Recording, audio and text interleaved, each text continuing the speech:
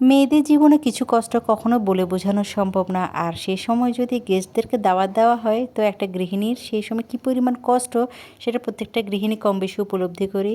আসসালামু আলাইকুম ভিউয়ার্স, কেমন আছেন সবাই? আশা রাখছি যে যেখান থেকে আজকের আমার এই ব্লগটি দেখছেন সবাই ভালো আছেন, সুস্থ আছেন এবং নিরাপদে আছেন। এই সময় তো কম বেশি অনেক জায়গায় ঘুরছেন সবাই, কিন্তু আমি এদিকে মেহমানদারি করছি। আমার ঘোরার কিন্তু কোনো জায়গাই নেই। তো যাই হোক, অনেক গেস্ট আসবে আমার ঘরে, সেই জন্য মেহমানের জন্য বিশেষ আয়োজন হবে। তো এদিক দিয়ে আমি একা হাতে সব কিছু সুন্দর করে গুছিয়ে নিয়েছি। তো কিভাবে এই বাজারগুলো গুছিয়ে নিয়েছি আর রান্নাবান্না করছি, সেই সাথে মেহমানদারি করেছি, সব নিয়ে আজকের ব্লগটা খুব সুন্দর করে সাজিয়েছি। একটু কষ্ট করে সম্পূর্ণ ভিডিওটি লাইক দিয়ে কন্টিনিউ করে যাবেন। আর প্রতিবার বাজার আনলে একা হাতে সব কিছু গুছিয়ে করি। মেহমানরা তো রাতে আসবে, তো সেজন্য দুপুরবেলা একটু লইট্টা মাছ যেগুলো এনেছে খুব ফ্রেশ ছিল, তো সাথে সাথে রান্না করে ফেলেছি। আর দুপুরে আমরা পরিবারের সবাই মিলে একসাথেই খেয়েছি। মাশাআল্লাহ, অনেকদিন পরে এই খাবারটা খাওয়ার পর এত ভালো লেগেছিল।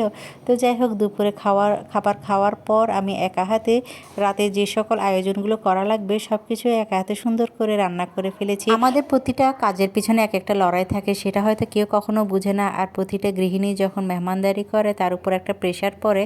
তো যাই হোক, কিছুই করার নেই, আমি ছাড়া আমাকে হেল্প করার মধ্যে কেউ ছিল না। তবে আমার হেল্পিং হ্যান্ড আপা এসেছে, তাকে বললাম আমি একা হাতে রান্নাগুলো করে ফেলি, তুমি আমার পুরো ঘরটা একটু সুন্দর করে গুছিয়ে দাও। আর উনি আসাতে আমার এত হেল্প হয়েছে। যাই হোক, আমি রান্না করতে করতে উনি একা হাতে খুব সুন্দর করে আমার ঘরটা পুরো পরিষ্কার করে ফেলেছিল। তো যার কারণে এদিক দিয়ে আমার কষ্টটা একটু কম হয়েছে।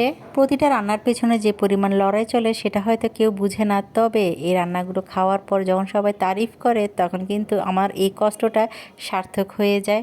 তো যাই হোক, একে একে যা যা রান্না করার দেখা সবই রান্না করে ফেলেছি।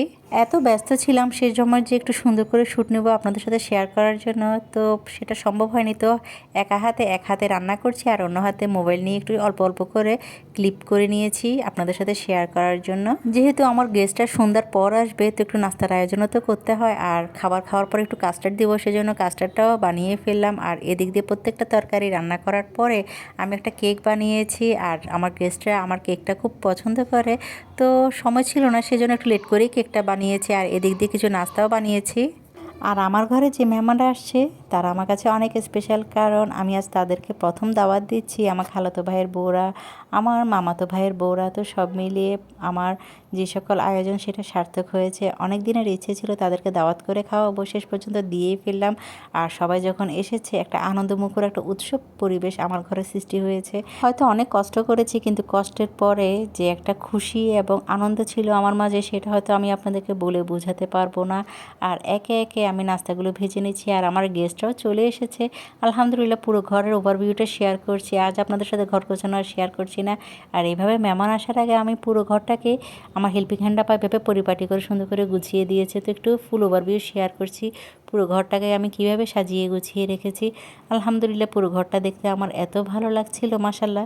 যদিও মেহমান আসার পর এগুলো সব এলোমেলো হয়ে যাবে, তারপরেও সবগুলো গুছিয়ে রান্নাবান্না শেষ করার পর এত শান্তি লাগছিল। আর আমার মেহমানরাও এই মুহূর্তে আলহামদুলিল্লাহ চলে এসেছে। আর একে একে মেহমানদের করে নিচ্ছি আর টেবিলে নাস্তাগুলো দিচ্ছি।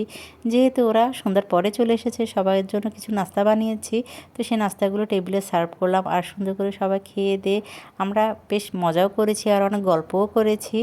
আর মন থেকে সব কিছুই রান্না করেছি। আর যখনই আপনি মন থেকে কোনো কিছু রান্না করবেন তখন দেখবেন প্রত্যেকটা খাবারের স্বাদ অতুলনীয় লাগবে আলহামদুলিল্লাহ।